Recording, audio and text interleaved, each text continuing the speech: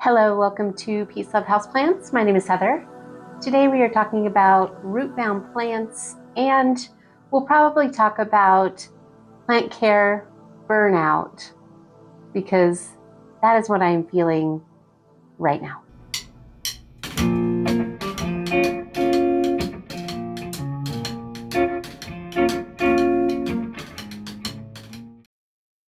Hello, thanks for sticking around. So this is my Sport Monstera. I bought it at Lowe's, and I got it because this one leaf, just this one leaf, let me find it, had some sport variegation on it. You see it right there in the corner, this leaf right here. See that flash of white? That is sport variegation. So I bought this whole plant for $26.98 so that I could see this sport variegation continue to grow. So unfortunately, it has grown several leaves that have not been sport variegated. We've got this leaf right here, this leaf over here, and another leaf is unfurling right over here that I would love to peel open and see if it has any variegation, but this plant definitely needs to be repotted. I'm actually going to separate this plant, so I'll show you as much of that as I can. And in the meantime, we can talk about how to know if your plant is root bound, and also let's talk a little bit about the overwhelm of having a couple of hundred houseplants, because it's very easy to keep collecting plants and the next thing you know, you're overwhelmed. You have a busy life, you're doing stuff, and these plants are still needing your care. So what do you do about that? I think it's a very common problem for people who collect plants. I think that life is overwhelming enough without having a couple hundred houseplants to care for. Sometimes it's overwhelming if you just have 10 houseplants. It's okay to feel that way sometimes. And that is what I'm telling myself right now, because I am totally overwhelmed with my collection right now. They're not giving me as much joy as they used to. And it's really just been in the last couple of weeks. So if you're here for the root bound part of this, let's get to that so that we can, so that you can not have to sit through all of my own personal drama. Ways you can tell that your plant is root bound. First thing I usually notice is that the plant is thirsty. It's way more thirsty than it should be. Generally, there's no set watering schedule in this house. I know a lot of people stick to a watering schedule, once a week they water their plants, but I generally just water the plants when they are thirsty. So pretty much every day or every few days, there's some plants to be watered. I noticed that this Monstera definitely was very thirsty. I would water it, and a few days later, it was thirsty again, which is telling me that this plant is root bound. If the leaves, the foliage are coming out maybe smaller than the last leaf, I did have several little cuttings that I put in little cups, and I was noticing that each leaf coming out was getting smaller. And when I really took a closer look, that pot was completely swirled and full of roots. So that is one of the ways you can tell if your plant is root bound. You can actually get some browning, some drying of the leaves. Another way you can tell that your plant is root bound is if the pot is bulging.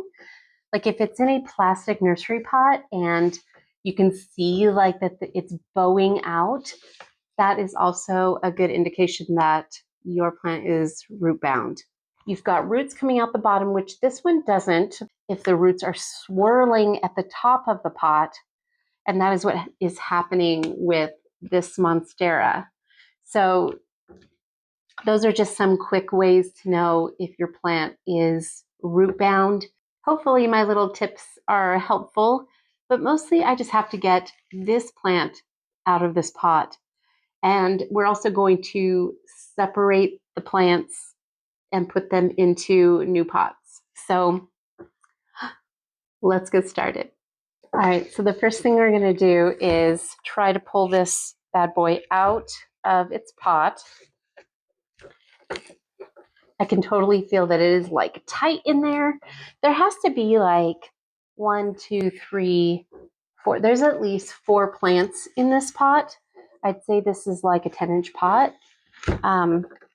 And sometimes it's a struggle to get them out. We want to do it as gently as possible, even if you break the pot. But you just gotta press and like break up that soil and let it like detach from, there we go, detach from the pot. All right. Oh, hold please. All right, here we go. So take a look at all the roots that were stuffed inside this pot. You can see that it is like seriously like the shape of the pot. I've been sitting on this project because I wanted to wait until the right moment and like not disrupt the plant like while I'm waiting for like sport leaves to come out. But so far this has like not happened. So it's like time, it's what's better for the plant and not what's better for me. I'm just going to use this bamboo skewer to kind of help break up some of this soil. And we're going to get all of these plants separated and into their own pots. So I'm going to keep the sport variegated plant just to see if it continues. But I feel like the chances are like slim that it's going to produce another splash of sport. So next time I find some sport, I'm going to get lucky. But I have a feeling that this time is not it. So I'm going to quickly break up some of the roots. I'm going to do it as gently as possible. So as I break this up, I just want to talk a little bit about feeling overwhelmed with your plant collection. I definitely have been feeling this for the last couple of weeks. I really enjoy caring for my plants and they bring me a ton of joy. I love to watch them like evolve and grow. I really love just the meditation of plant care. I think it's really good for me and good for a lot of people to, have something to care for and something that kind of not relies on you, but I just think that it's for a lot of people who are really into houseplants, they get a lot of joy out of the care of the plant. So we get to watch them grow and evolve, and it's really like fun, like until it's not. All I need is like a couple of rough days, some rough days at work, a lot of busy weekends, not getting any sleep, other obligations, and even like good times, things that I want to be doing, but they, then I still have to come home and take care of, a couple hundred plants, and I'm tired. I'm like strung out from the week, and the last thing I want to do is take care of a bunch of plants. Right now, I definitely feel overwhelmed with my collection. And if I would love for you guys to comment on this video and let me know if you felt overwhelmed with your plants, whether you have 20 or 100 or 200. How often are you just like, I'm over it, I can't do it, I don't want to do it, I'm tired? Like life is busy, things are happening, yet these plants are needing me. And it's okay to feel like that. And it's okay to downsize. It's okay to stop buying plants. Like, seriously, I definitely went through a phase where I just kept like buying plants, and it was so fun to like get a new variety, get a new species, try it out, you know, see if I could grow it. Uh, Definitely got plants that I had no business buying, um, that I didn't know how to care for.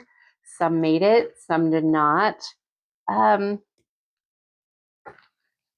but you know that it's like the thrill of the hunt. You find that new plant.